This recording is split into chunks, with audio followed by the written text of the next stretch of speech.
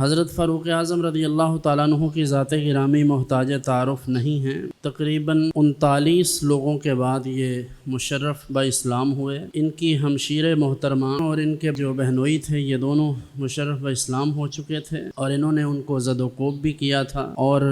ان سے کہتے تھے کہ جو تم ابھی میرے آنے سے قبل جو تلاوت کر رہے تھے وہ پھر سے ذرا کرو۔ تو جب انہوں نے شدید زد و کوب کے بعد بھی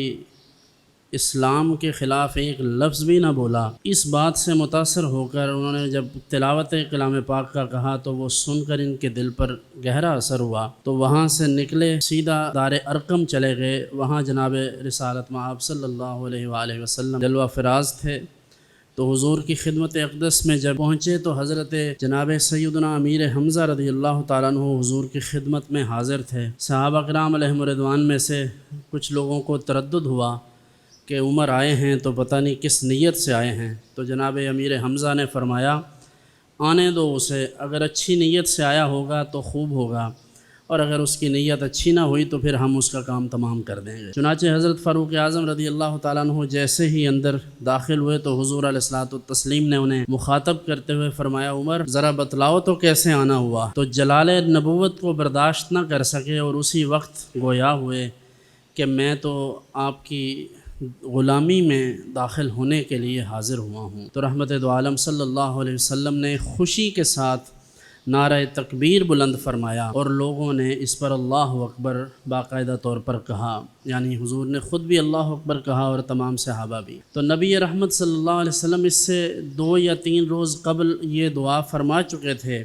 کہ اللہم اعز الاسلام بعمر بن الخطاب۔ 2 لوگوں کے بارے میں عرض کیا تھا کہ مالک ان 2 میں سے جو تجھے پسند ہو اس کے ذریعے اسلام کو تقویت عطا فرما دے۔ اور یہ دعا جو تھی اس کا سبب تھا، رحمت دو عالم صلی اللہ علیہ وسلم نے اس بات کو بھانپ لیا تھا کہ دین اسلام کا کام کرنے کے لیے، دعوت و توحید کا کام کرنے کے لیے کم از کم بندے کی اپنی حیثیت بھی ہونی چاہیے۔ اسی حیثیت کو پیش نظر رکھتے ہوئے جناب نبی کریم صلی اللہ علیہ وآلہ وسلم نے ابو جہل کے لیے اور حضرت عمر کے لیے، ان دونوں شخصیات کے لیے یہ لفظ عرض کیے تھے کہ مالک ان دونوں میں سے جو تجھے خوب لگتا ہے وہ مجھے عطا فرما دے۔ چنانچہ پھر جو اللہ کو پسند تھا یعنی جناب سیدنا فاروق اعظم رضی اللہ عنہ وہ مشرف با اسلام ہو گئے، اور حضرت عمر فاروق رضی اللہ تعالیٰ عنہ کے مشرف با اسلام ہونے کے سبب پھر مکہ مکرمہ میں جو مسلمانوں پر ہونے والے مظالم تھے اور جو تشدد تھا اور بہت ساری جو کفار کی بدتمیزیاں تھیں، ان میں کسی قدر تعطل آ گیا اور وہ اب جھجکنے لگے تھے، بلکہ یہاں تک کہ سیرت نگاروں نے ان الفاظ کے ساتھ نقل کیا ہے کہ حضرت فاروق اعظم رضی اللہ تعالیٰ عنہ صحن حرم میں تشریف لے گئے۔ وہاں ابو جہل اور اس کے تمام جو ہم نوا تھے وہ بیٹھے ہوئے تھے، تو حضرت فاروق اعظم رضی اللہ تعالیٰ عنہ نے فرمایا تم میں سے کون ہے جو یہ چاہتا ہے کہ اس کی بیوی اس کو روئے؟ تم میں سے کون یہ چاہتا ہے کہ وہ